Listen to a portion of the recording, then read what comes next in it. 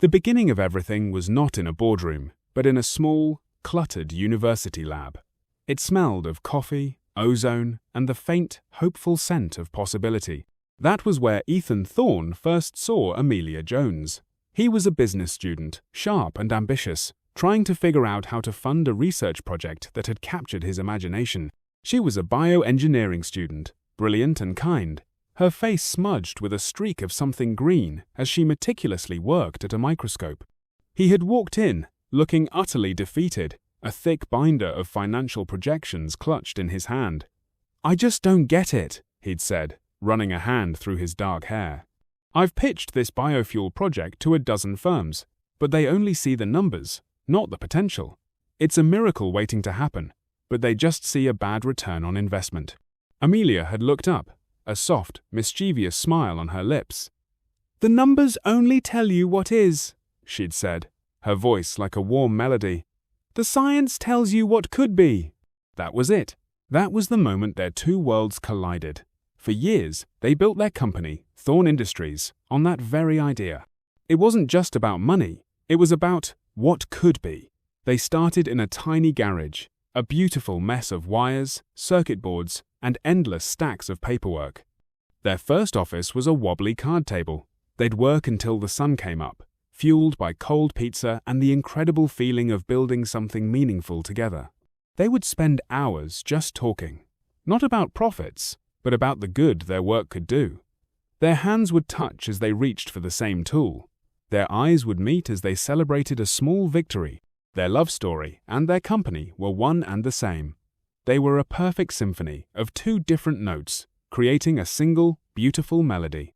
But as the company grew, the song changed. The soft notes of their shared dreams were slowly drowned out by the harsh, loud chords of success. The garage became a gleaming skyscraper of glass and steel. The cold pizza was replaced by lavish, elegant dinners with investors. Ethan, under the relentless pressure of the market, began to listen to a new kind of voice. The loudest of these was Mr. Sterling, a senior board member with a face like a statue and a heart of stone. "Sentiment is a liability, Ethan," Mr. Sterling would whisper to him, in quiet corners. "Passion is a risk. Your only responsibility is to your shareholders. Profit is the only truth that matters." Slowly, without even realizing it, Ethan began to believe him. He started to see Amelia's passionate pleas for her research as a business problem, not a part of their shared dream. He became obsessed with the bottom line, with quarterly reports, with a stock market that rewarded ruthless efficiency and punished risk. He began to bury the boy who had once spent sleepless nights in a garage with the woman he loved. He replaced that boy with a man of iron, a machine of corporate ambition. Amelia saw the change, and her heart broke a little more each day. She would try to reach him, to find the man she loved who was slowly disappearing behind a wall of spreadsheets and investor demands. "Ethan, the team just had a breakthrough," she'd say, her voice full of excitement. "The new biofuel compound is showing a 20% increase in efficiency. We could solve the global energy crisis." He'd barely look up from his tablet. "Promising is not profitable yet, Amelia. It's an investment with a delayed return. The market is getting impatient." She would try to put her hand on his arm, to feel the warmth of the man she had married.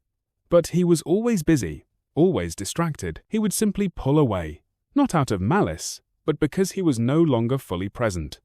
"We have to be practical, Amelia. We have to be smart." She wasn't fighting for her research anymore. She was fighting for him. She was fighting for the man he used to be, the man who saw what could be. The final battle was a cold and bitter one. In the sterile, glass-walled conference room of Thorne Industries, Ethan, in a perfect suit, stood at the head of the table. He was a portrait of cold, calculating logic. He hadn't slept the night before, but he didn't feel tired. He felt hollow. "I've made a decision," he announced, his voice devoid of emotion. "The research and development budget for the biofuel project will be cut by 20%, effective immediately." A stunned silence fell over the room. Amelia, his wife and head of the project, stared at him in disbelief. The color drained from her face, and her eyes, once so full of light, were now wide with a profound, final shock. "A 20% cut?" she said, her voice shaking. "Ethan, you can't be serious. That would cripple the project. We are on the verge of a breakthrough that could change the world." He didn't even look at her, his gaze fixed on a stock ticker scrolling across a wall-mounted screen. "The market isn't rewarding on the verge, Amelia. It's rewarding results. We need to show profitability this quarter." Amelia's eyes flashed with a pain that went deeper than anger, deeper than frustration. It was a sorrow that spoke of a final goodbye. "You're not the man I married anymore," she said, her voice a raw, broken whisper. "The man I married believed in things that couldn't be measured on a stock ticker. He believed in doing good. This isn't just business, Ethan. This is us. And you've forgotten who we are." She had turned and walked out, her footsteps echoing in the silence of the conference room. She didn't look back, and as the glass doors slid shut behind her, a piece of Ethan's soul went with her. He didn't realize it then, but the kingdom he had built was now empty. He had become a king, but he had lost his queen, his partner, and the very foundation of his life. For 7 months, Ethan lived a life of hollow success. He was the most talked-about CEO in the city. His apartment was a work of art, with floor-to-ceiling windows overlooking the city he now owned. But it was a gilded cage. He would sit alone on his perfect leather couch, surrounded by expensive silence, and feel a chill that no amount of success could ever warm. He'd catch a glimpse of a framed photo, a faded picture of him and Amelia laughing in that old garage, and quickly turn it face down, unable to bear the sight of the happy man he used to be. His only relationships were with people who wanted something from him, who spoke his language of profit and performance. He was a lonely, empty ghost in a world of his own making. Meanwhile, Amelia had found a different kind of success. She had taken her research and her heart to a small, ethical firm called Aura Labs. The office was the opposite of Thorn Industries. It was a beautiful mess, filled with whiteboards, covered in diagrams, plants spilling over shelves, and the shared, joyful energy of people who truly believed in their work. She was happy, but still carried the quiet sorrow of her lost love and family. Then, one rainy afternoon, as she worked on a new project, her phone rang. It was the fertility clinic. A voice, full of professional apology, explained that there had been a filing error.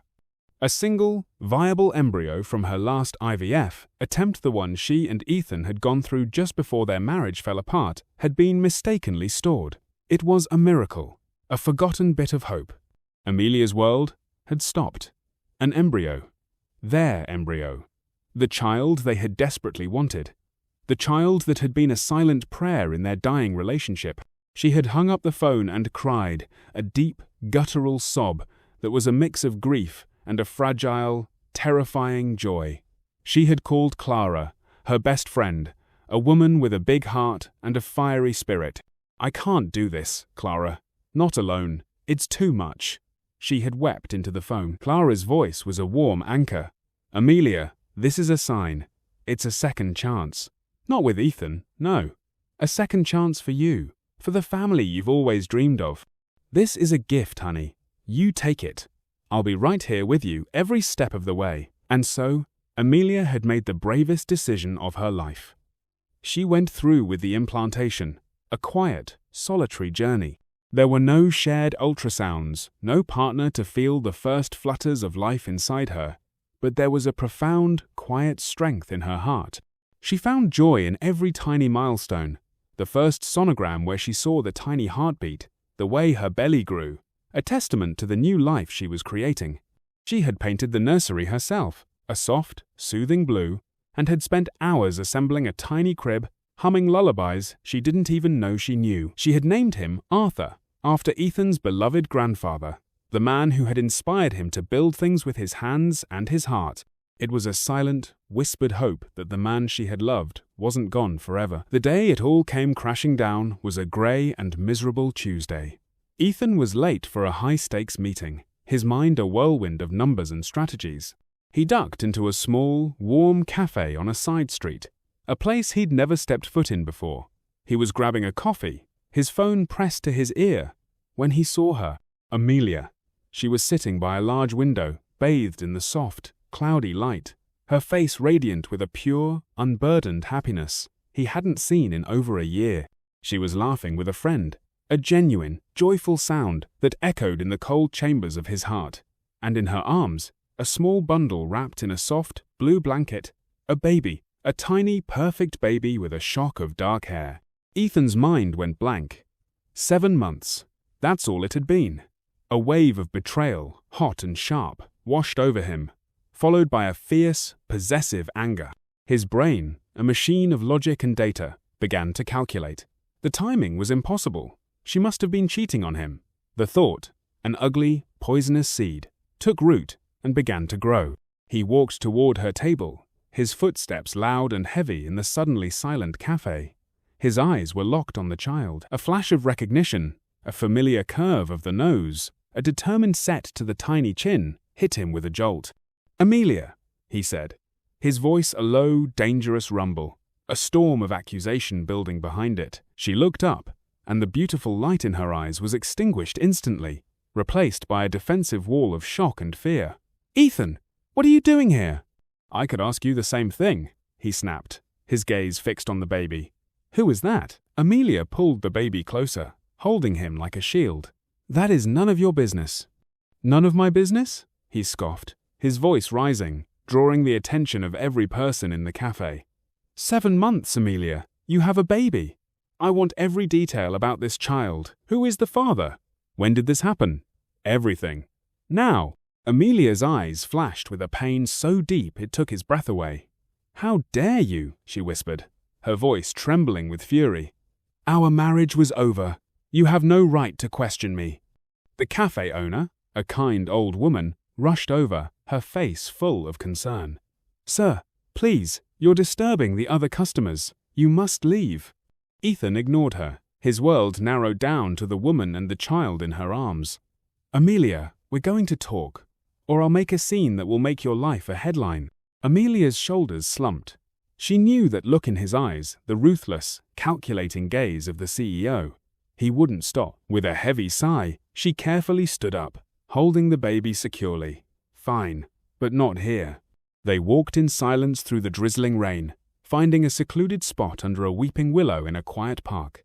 The baby, nestled in his mother's arms, made a soft, contented coo. "This is not what you think," Amelia began, her voice weary with the weight of the last year. "And it is not a secret I was hiding. This is not a betrayal." "Then what is it?" Ethan demanded, his heart a cold, hard knot of anger. "Tell me." She took a deep, shuddering breath, her eyes welling with tears. "Ethan, do you remember the last fertility treatment we tried? The one we had all but given up on? The final, desperate plea for a family?" A memory, buried deep and painful, surfaced in his mind. The sterile clinic, the cold hope, the crushing disappointment. He had pushed it all away, along with the dreams of a family that had died with it. "The clinic called me," she continued, her voice trembling with emotion. "A few weeks after we divorced, they had made a mistake. They found one viable embryo. Our last chance. Our child." Ethan stared at her, his mind struggling to connect the dots. A cold wave of shock washed over him, followed by a torrent of grief. It wasn't another man's child. It wasn't a betrayal. It was a miracle he had been too blind to see. He looked from her face, streaked with tears, to the tiny, sleeping face of the baby in her arms. The dark hair, the sharp nose, the determined chin, it was all a perfect, heartbreaking reflection of a dream he had abandoned. The cold, hard shell around his heart, the one he had built layer by layer to protect himself, finally shattered. A flood of emotions, grief, shock, shame, and a profound, aching love slammed into him. He remembered the nights he and Amelia had spent talking about names, about the future they had so fiercely believed in.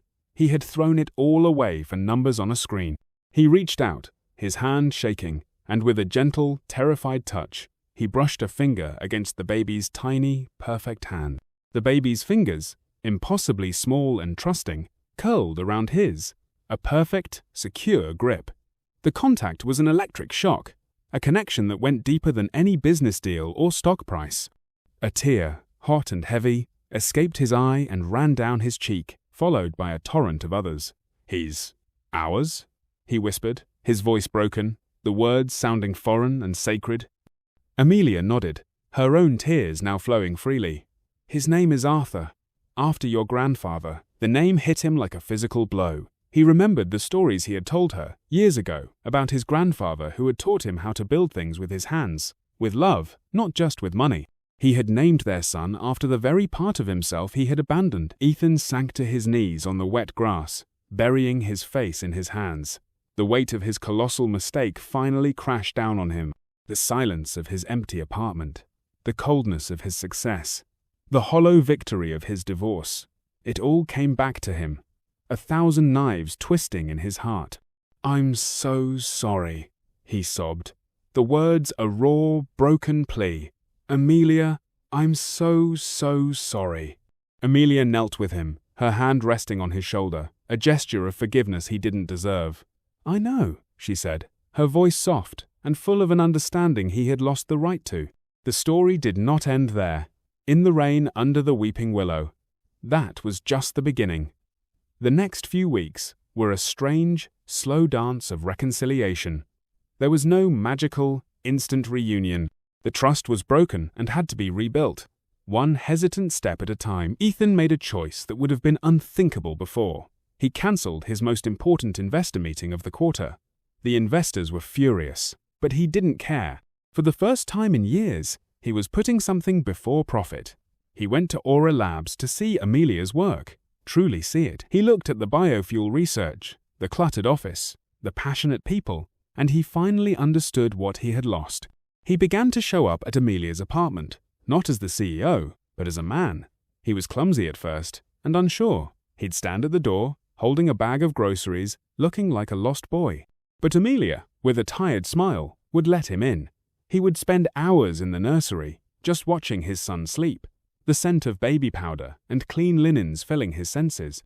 He learned to hold Arthur, his large, powerful hands trembling as he cradled the tiny boy.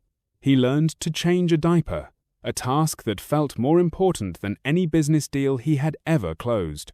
He would read to him, his deep voice reciting nursery rhymes, a sound Amelia had never thought she would hear. One evening, as the sun set, Amelia watched from the doorway of the nursery. Ethan was sitting in the rocking chair, Arthur nestled against his chest, fast asleep. Ethan was reading aloud from a children's book about a little bear who found his way home. His face, once so hard and cold, was soft and full of an aching tenderness. He had lost his way. He had become a king of an empty kingdom. But now, in this small, sun-filled room, holding the most precious thing in the world, he was finally home. The story was no longer a tragedy of a broken marriage. It was a story of hope, of a second chance, of a family rebuilt from the ashes of a dream. It wasn't the perfect, flawless life they had once planned. It was something more beautiful and profound. A messy, honest, and loving family, built on forgiveness, with a tiny, precious son named Arthur at its very heart.